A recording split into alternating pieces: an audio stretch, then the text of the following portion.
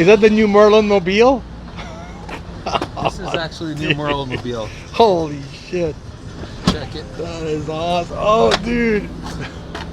It is a spaceship. Holy jeez. When did you get that? I actually just got it Last this past weekend? weekend. Wow. That is tight, man. Wow. Not much room, man. Oh, it's got plenty of room for me to. Just for you. For me, but I can't do such big food shoppings. That's for sure. I know, right? It's not a very big trunk. Wow, dude, that's awesome. I love that color. Yeah, very cool. It's a pretty cool color. So, wow. Yeah, this replaces the. I've had 3 Corvettes in a row. Yeah. It's time for a change, right? It's time for a change. Yeah. I've always wanted to. One of the things on my bucket list was to have a car with a door open like this. I know. I said one day I'm going to to have butterfly? What do you call it? There's a name for it. I don't know, whatever it is. I said, oh, that's awesome. cool. Oh, man. So, and it's convertible, and it's a really nice car. And I love that color. It's very cool. It's a very. I wanted to go for a color that wasn't just the basics. I've always had the blacks and the whites and stuff. Yeah. Wow. Oh, no Merlin plates yet. It's coming. Yeah, the Merlin plates are coming soon. So. Wow. That is awesome. Congrats. Wow. Very cool. Not that you drive much to come over here. Probably like 5 miles, if that.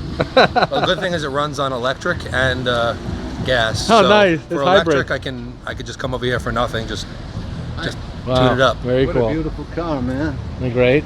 Yes. Wow.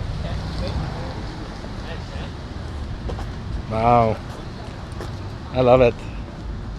Is it yours? Yeah.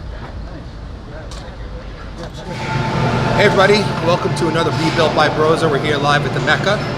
And before I say anything, I don't know if you guys can see, but look over my head and you can see a new picture on the wall here at the Mecca. It's been a long time coming. Our good friend and iron brother, Sean Roden, the current Mr. Olympia, finally got his photo up here at Gold's Gym. It's a really cool photo. And I'm very proud of him and happy for him. So shout out to you, Sean. Good job being up on the wall. Woo-woo! A woo-woo from Dave.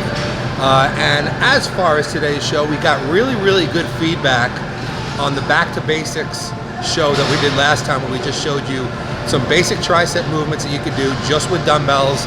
So like if you're traveling, you're on the road and you just have dumbbells, or there's a hotel gym and all they have is dumbbells and a bench, they could still get an effective workout. So we decided to keep that series going. Today we're going to show you some bicep movements, and then as always we're going to finish the show with a couple of Ask Merlin questions. So we hope that you enjoy it. Okay, so the first exercise we're showing you is a basic standing curl. Of course, this could be done seated as well. He's doing it alternating from arm to arm. Again, you can also do this with both arms at the same time. Just like that. As you can see, his palm is remaining forward throughout the repetition. Next, he's going to switch and he's going to supinate his hand as he comes to the top. He's going to alternate from arm to arm. So you can see at the bottom, his palm is facing in towards his thigh. And at the top, he turns so his palm is facing straight back towards the shoulder. That's called supination. Now he's going to move into a hammer curl. So with the hammer curls, his palm is going to remain facing inward towards his torso the whole time. This is activating not only the biceps, but also the brachioradialis and the brachialis under the bicep. Another movement that you can obviously do alternating or both arms at the same time. You can do a couple of reps that way. And now I want to show you a Zotman curl, which is kind of a long lost curl. It hasn't been done in a very long time. What he's doing is he's coming to the top with his palms facing forward, and then he's pronating his hands fully as he lowers. So what we're doing is we're actually activating the biceps mainly on the way up, and as we return on the negative, we're actually using the forearm extensors, the brachioradialis, and the brachialis. This is a curl that has been around for many years, but you don't see it done very much. But I'm telling you, it gives you a tremendous pump in the arms. So this is a great sequence of curls. You could do these one at a time, or you could do them as a whole giant set. And that's the standing curl variation. Okay, so now what we're doing is a seated concentration curl. So of course you could just do this sitting on a chair, in a hotel room, or sitting on a bench in a gym. As you can see, his elbow is locked into his thigh. And this is a very, very concentrated movement working the biceps. It also strongly activates the brachialis. You can also do this as a hammer curl by turning the palm inward towards the torso. Again, keeping the elbow in place.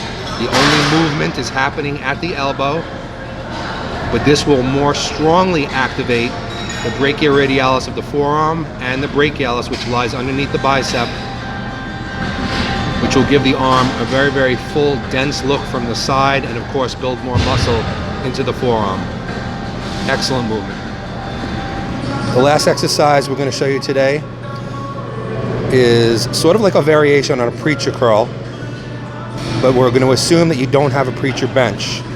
So if you're in a hotel or on the road where maybe you have an incline bench, you can actually put your torso on top of the bench like this and have the arm hanging straight down in the bottom and make this into a 90-degree preacher curl.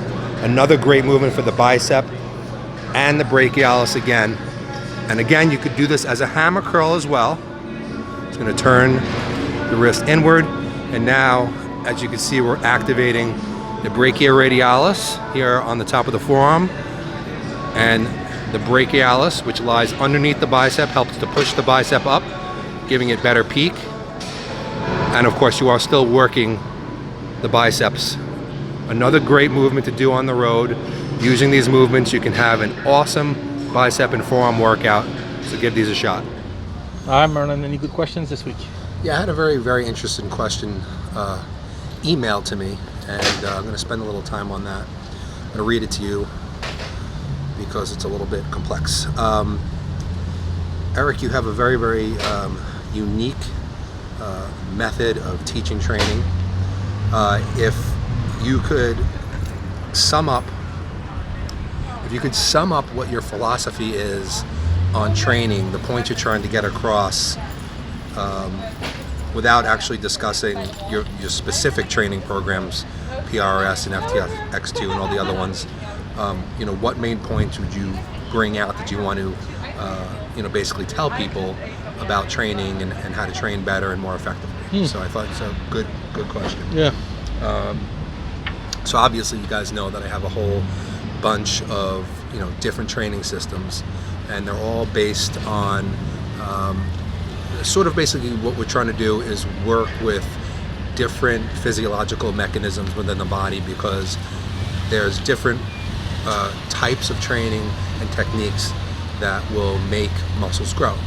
And instead of hitting on just one and having a one-dimensional training system like most people have, we attempt to basically hit upon all of them and cycle them so that the body never gets used to or gets stagnant on anything. So basically, some of the main points that still follow through all of these systems.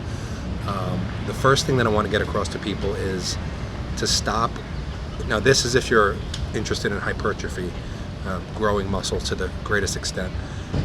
Stop worrying about what weight is on the bar. People are way too caught up in numbers. They're way too caught up in having more plates on the bar, bigger dumbbells, putting the pin down further on the stack. And while in the early stages of training, you do want to have progressive overload, and that is effective if you can do, if you're only using 30 pounds in an exercise for 12 reps, 12 strict reps, your first day you train, and then in a few months you're using 40 or 50, you will get a response from that. But after you've been training for a while, you need to, do things, a little bit more progressively in different senses than just weight. Stop worrying about weights on the bar, because then you get caught up in not really focusing on your form. You get caught up in just moving the weight from point A to point B. And what I really want people to do is stop just moving the weight, but I want people to muscle the weight. And what I mean by muscle the weight is that I want them to be conscious of every single portion of repetition. The positive portion, the peak contraction, the negative portion, and the stretch. each of these different components of a repetition are important. Each one affects growth differently. So if you're so caught up in, oh man, I have to get this weight for this many repetitions, I have to beat this, you don't really focus on what the muscle is doing, and you need to focus on what the muscle is doing. It has been proven in scientific studies and in the trenches that focusing on what the muscle is doing activates more muscle fibers than just moving a weight from point A to point B. So that's the first thing I want to get across. The second thing I want to get across, and I say this all the time to my clients, is every rep is a set. So what I mean by that is that instead of thinking about a set as 10 repetitions, for example, think about a set as 1 repetition 10 times. So that every single repetition is treated as if that is the set. Every repetition from the first to the last is just as important. Instead of focusing on that final number, a lot of people will get caught up in hitting that final number, so they may not be really focusing on those first 7 or 8 repetitions because they just want to get to that last number, and then once they get really close, that's when they start focusing. I want you to think about every single rep being its own set. That way you're making sure that you're getting everything you possibly can out of every single rep.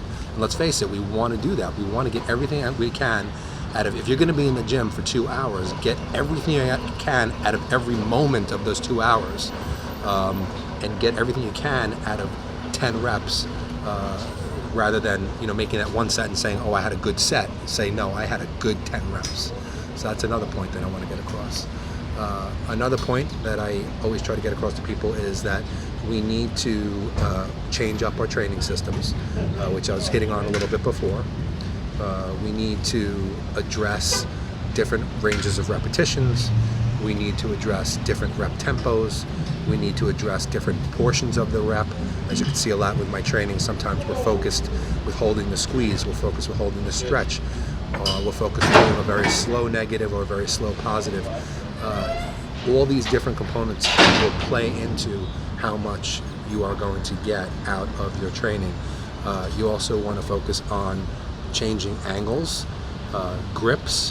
What I mean by that is you can actually take even an exercise like a lat pull down, and one set use a shoulder width grip, one set bring the grip in an inch or two, one set bring it in another inch or two, or change the angle of pull so that you're, at the first set you're bringing it down to the top of the chest, the second set you're leaning back, it's coming to the mid chest. All these little changes will affect different motor unit pools, different sets of fibers, and it may sound small, it may sound like, insignificant or unimportant, but when we're looking to reach our genetic potential, and again, I always make this distinction, you may not see many pro bodybuilders do these kind of things because they are genetic freaks, and genetic freaks will grow way easier than almost the rest of the population. So the rest of the population is who I'm speaking to here, and basically saying, make sure that you get everything that you can, hit every muscle fiber that you can, and every little change you will make in a grip,